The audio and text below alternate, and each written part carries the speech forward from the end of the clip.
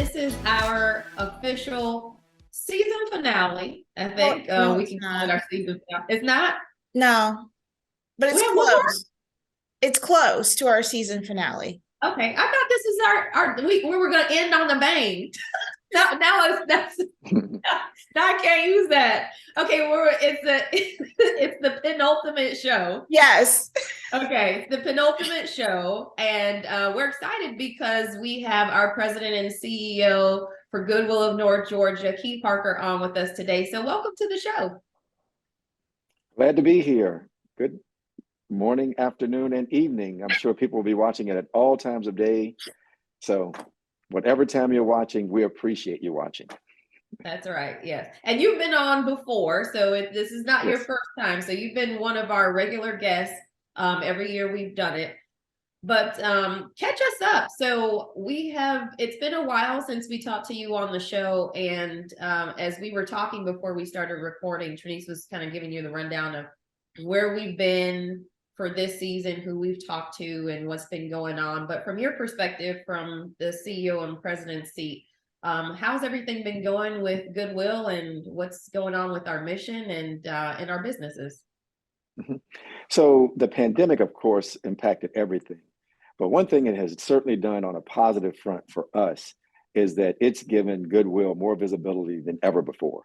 That people recognize that shortly thereafter, when the pandemic hit, and so many people had great needs for housing assistance, great needs for food assistance, and other things, that it quickly then turned into a conversation of, well, how can we make sure folks can be in a position to fully take care of themselves permanently? And Goodwill of North Georgia, we like to think of ourselves as the ultimate teach a person to fish organization. And more people, I think, are recognizing that. And we, as a result, have benefited quite fruitfully. Over the last 3 years, we have now established ourselves firmly as the number one Goodwill in the country in terms of helping to put people to work. We help more African Americans in particular to find jobs. African American females are our largest group of folks who use our services. And we're not only helping that cohort of folks to find jobs, we're also helping them to create their own businesses through our Good Biz program. So in almost every measure, we're doing better now than we've ever done before. We've grown, we've added several new stores in the last few years, including the one that's in some respects one of our flagships now on Metropolitan Parkway. That store combined with the Career Center is doing very, very well. Our facility services groups, working with the CDC, working at the Jimmy Carter Center and other places, also thriving. So in almost every way, Goodwill is doing pretty well. Not to mention all the time that people are spending at home, they're cleaning out their houses. So we're seeing the donations definitely during the pandemic rolling in as people were making room for all the new stuff that they were getting as they were shopping with us. So all of those facets of the business have been doing really well. So one of the things that I think you've celebrated since we last spoke was your 5-year anniversary with Goodwill. So looking over that time, what do you think is I don't know, what's your highlight of accomplishments in that time when you were, in the last 5 years? We had three major goals that I had set for myself, for the team, and working with the board.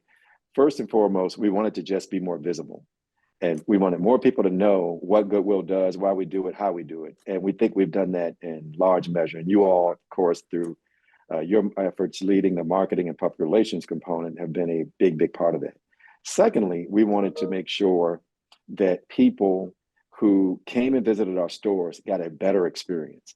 And we have gone through rehabs, we've gone through enhanced customer training, and it is a much, much better customer experience today than what was there a few years ago. Our stores look better, our team members are better at customer service, and just overall, you have a much, much better retail experience, one that we would compare with any of the Targets and Marshalls and other retailers out there.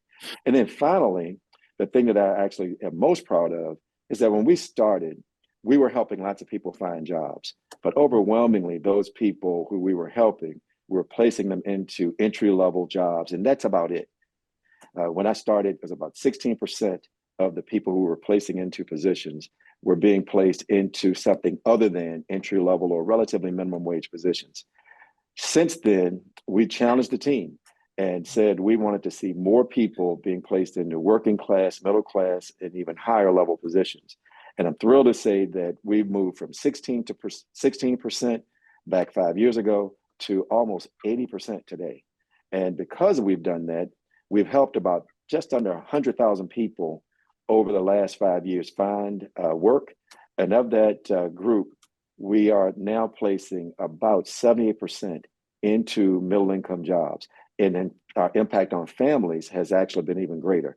More than 37,000 families over the last 4.5 or so years, we've moved them from poverty into the middle class. So we're feeling great about that. Know there's much more work to be done, but feeling good about where we are.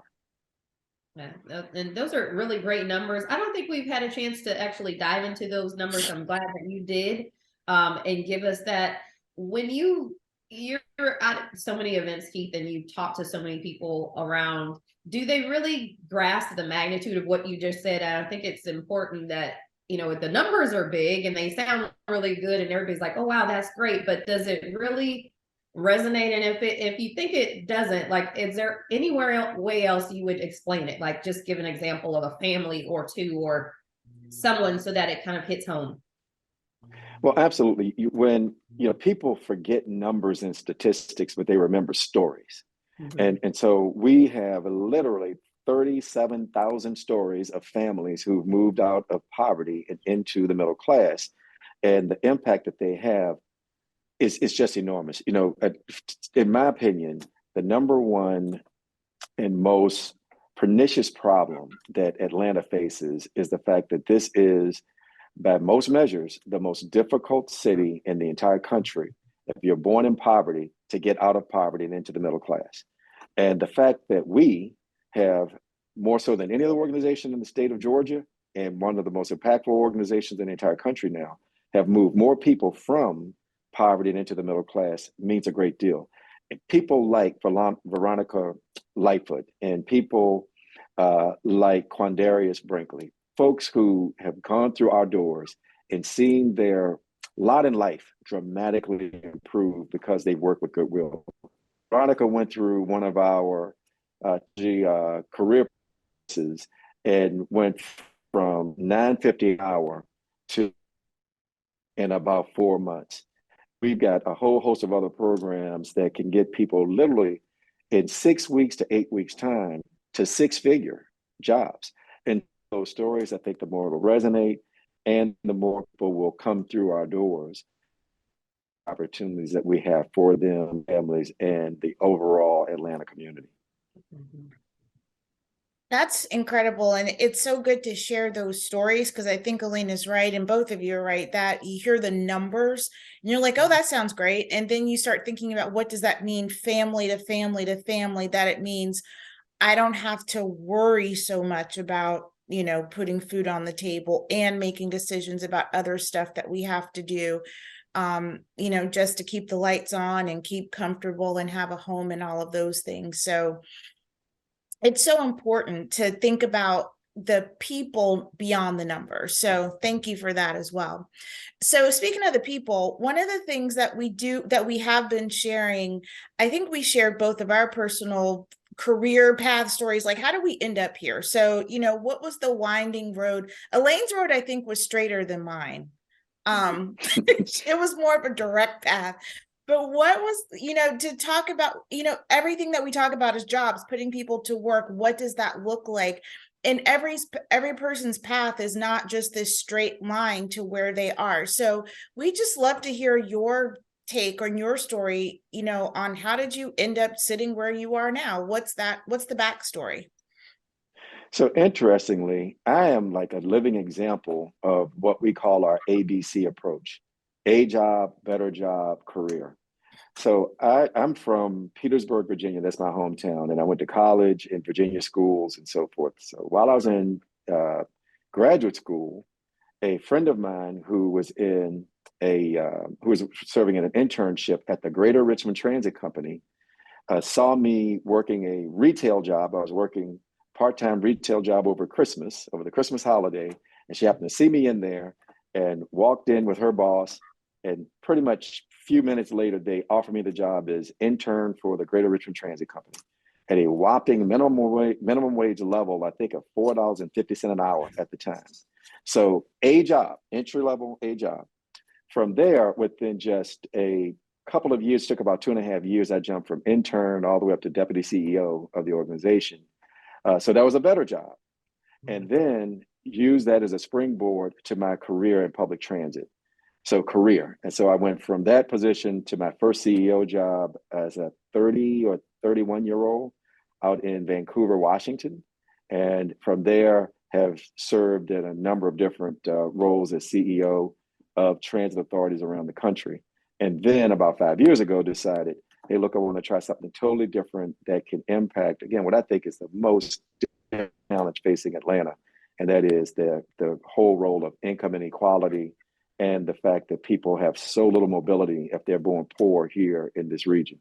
And I feel great about where we are now. I think Goodwill has positioned itself and me as a leader of the agency. We're having a great impact on this community, on the broader metro area and the entire state. So I love the journey that I've gone through and I'm able to tell people all the time, hey, look, from $4 an hour to a little bit better now in terms of pay, but even more importantly, impact. Because if you're making money but not having an impact, that can be a pretty lonely feeling, if you will. Mm-hmm. Yeah. Well, yeah, $4. So wait a minute. I do have to ask, was $4 more than what you were making at the retail job, or did you take it because of the opportunity? Oh, not even close. I was making major money in retail, selling suits to men and women, and getting commission. So keep that. I'm glad it sets up our last question really well. And it seems like you learned something, at least took a risk, and taking a step back in terms of what your pay was to get to a career. So I know there are things that you learned along the way that you might want to impart to other folks. So if you could give us your top 5 skills for a successful career, we'd love to share those with our audience and things that have been super impactful for you along the way. And I've had the great pleasure and had the great advantage of having parents who I just think the world of. My father died about just been 17 years ago now, but he was the most impactful person in my life, and I learned more lessons from him than anyone else. My mom's still alive, so get to spend a tremendous amount of time with her now, and that she's retired. But the two of them taught me so many great things. And these are lessons that I still live by to this day. First and foremost, working hard. My dad was a person who always had at least 2 jobs, sometimes 3, never made a lot of money, but he did every job he ever had with passion and got them done very, very well. Second, being a good listener, being a person who doesn't need to fill the room with their voice, but instead tries to learn to hear and listen, I think makes you a much more skilled person in the long run. Third, being humble. That I've had so many friends, colleagues, associates who made major, major mistakes because of a lack of humility. And the lack of humility doesn't allow you to, or it makes it much more difficult to learn and to move on from mistakes. And being a person who's humble, I think allows you to laugh at yourself, allows you to get up quickly and dust yourself off, and allows you a certain humanity, if you will, that others will join in on if they know that, hey, look, I can go to him and say, hey, look, that didn't go quite as well as we thought it should, so let me give you some feedback. The fourth thing is respecting women.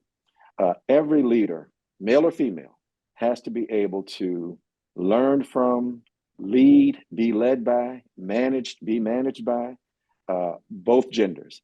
And for me, being able to effectively work with women, be hired by, and do a good job in helping to cultivate the career paths of lots of very strong women I've had the opportunity to work with has been extraordinarily vital. And finally, to carry yourself with dignity. You never know who's watching, and you never know who is making judgments about how you're carrying yourself and how you are conducting, whether it's your own personal activities or the things you do at work.